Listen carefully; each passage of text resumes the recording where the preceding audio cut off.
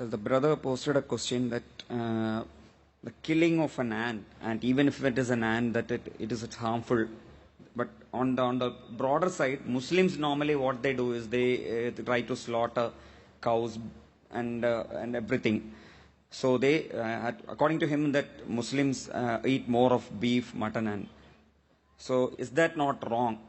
Because in both in Gita and Bible and Quran, everywhere you should show mercy to all animals. So, but that's not being followed. Brother asked the question that even killing an ant is wrong and killing living creature is wrong. So why do Muslims have non-veg by having mutton, beef, killing animals? Isn't it wrong? Shouldn't we show mercy? I do agree with the brother, the first part of his question. And I understand that he can understand English, but he cannot speak. There are many people there we have who can understand English, but cannot speak English, and they ask in Urdu. So I believe the brother can understand English, but he can't ask the question in English because he's more fluent in Tamil. As far as killing any living creature unnecessary, it's a sin even in Islam. Even in Islam, it's a sin to kill any living creature unnecessary. And there are hadith in which the Prophet has said, when a person was there making a bonfire, the Prophet said, don't make a bonfire there because there are ants. Shift the position. That means the Prophet also was worried that that bonfire may kill the ants. So he asked the Sahabas to shift the position so that the ants don't get killed.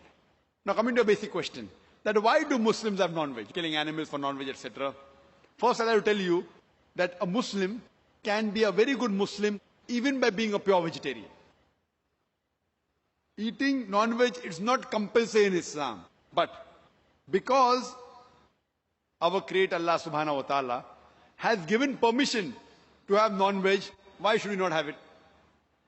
If we analyze, it's mentioned in the Quran, in Surah Ma'idah chapter 5 verse number 1, that eat of the four-footed animals, eat of the four-footed animals which have been made lawful for you. Quran says in Surah Nahl chapter 16 verse number 5, that Almighty God has made for you to eat the meat of the cattle. And several places, Surah Mu'minun chapter 23 verse 21, many places. Now scientifically if we analyze that there is no vegetarian food which has all the requirements for a human being. The human beings require amino acids. They require 21 amino acids, out of which most of them are produced in the body, but 8 have to be supplemented from the diet. These are called as 8 essential amino acids. There is no vegetable which I know of which contains all the 8 amino acids. So there is no vegetable which is a complete food. So you have to take this which is present in the non-veg. Furthermore, if you analyze non-veg food, it's nutritious, rich in vitamin K.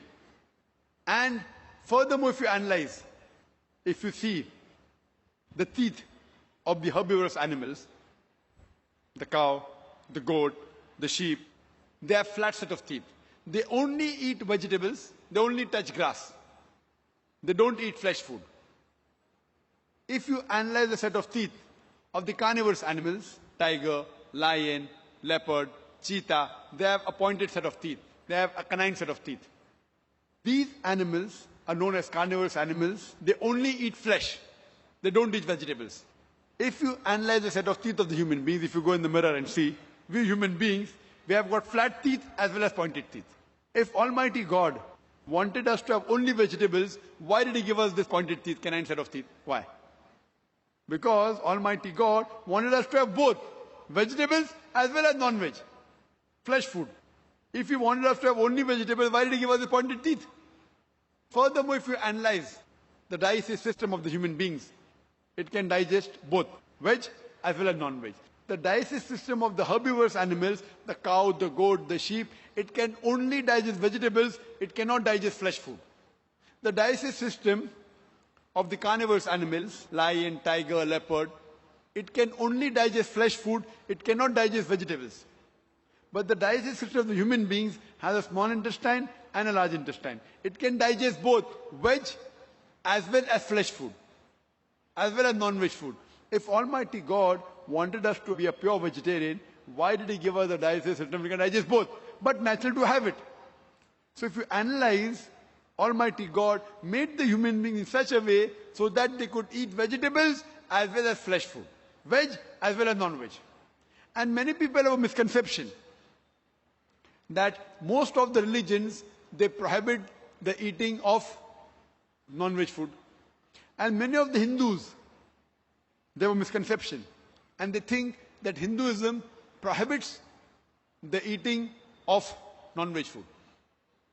In fact, if you read the Hindu scriptures, if you read Manusmriti, chapter number 5, verse number 30, it says, Almighty God created some animals to eat and some to be eaten. So those who eat the animals created to be eaten, you're not doing a sin. It's mentioned in Manusmriti, chapter number 5, verse number 39. Almighty God created sacrificial animals. So if you eat the sacrificial animals, you're not doing a sin. Manusmriti chapter number 5 verse 41 says that killing of the sacrificial animal is not a sin. There are many quotations in the Hindu scriptures which talk about eating of non-veg food.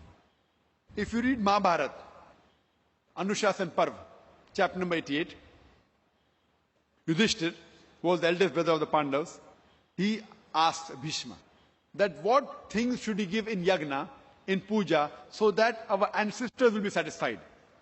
So Bhishma replies that if in puja, if in yagna, if you give herbs and shrubs and vegetables, our ancestors will be satisfied for 1 month. If you give fish, satisfied for 2 months. If you give meat, for 3 months. If you give hair, for 4 months. If you give goat, for 5 months. If you give bacon, for 6 months. If you give deer, for 6 months. If you give birds, for 7 months. And the menu keeps on continuing. And it says that if you give buffalo in yagna, 11 months. If you slaughter a cow, our ancestors will be satisfied for 1 full year. And if you give a rhinoceros, then our ancestors are satisfied inexhaustibly. There's a full menu given in Mahabharata.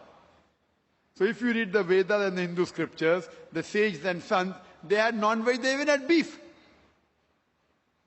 But the reason you find many Hindus, they say that eating non-veg is prohibited because they are being influenced by the non-violent philosophy. You know, even the Jains. And what these people who believe in non-violence say, that killing of living thing is prohibited. Therefore, killing an animal is a sin.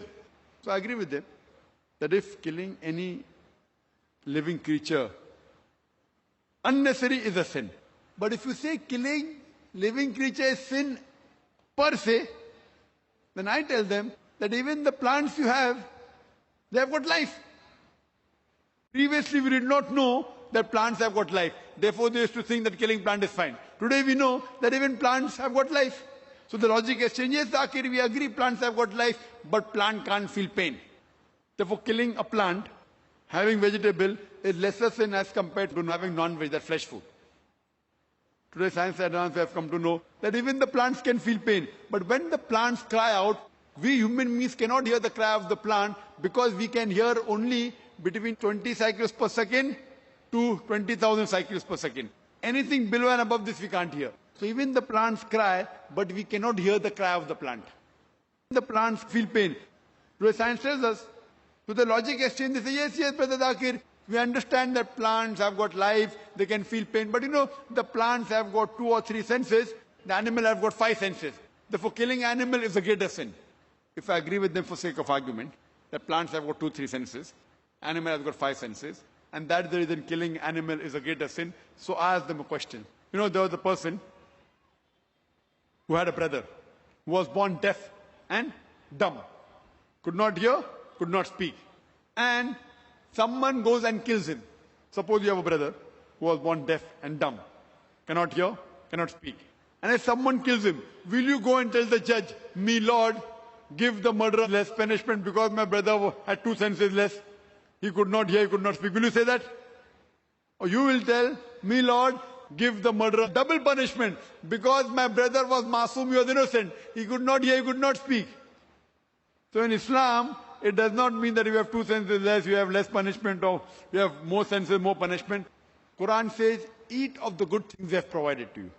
As long as the thing is good and halal, it is permitted, you can have. So, in Islam, we are allowed to slaughter animal only for eating. Unnecessary for hunting, for sports is prohibited. Like making a bonfire, ants are being killed, the Prophet said don't do it. So killing any living creature is prohibited unless if it is for eating, for survival, and it is amongst the permitted animals which God has given permission.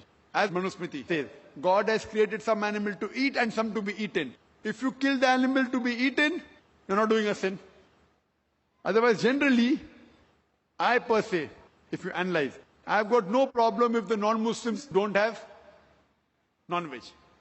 Because if every non-Muslim in India starts having non-veg, then the price of mutton and beef will go high. So I've got no problem if the non-Muslims don't have non-veg. But if anyone takes an objection that killing animal is a sin, that's the time I give this answer. Otherwise, in Islam, you can be a very good Muslim even by being a pure vegetarian. But since Allah has given permission, there is no harm if you have non-veg, as long as it is among the permitted animals. Hope that answers the question.